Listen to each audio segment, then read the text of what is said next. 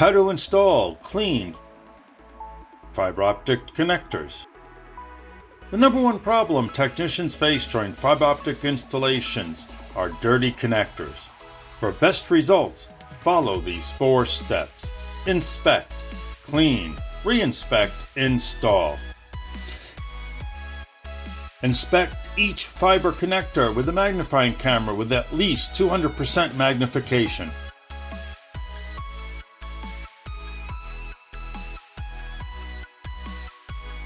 A dirty fiber connection can slow down or completely disable a network. Use a one-click fiber optic cleaner pen to clean each connector. Reinspect to ensure a clean connector end face. Finally, install your clean connector.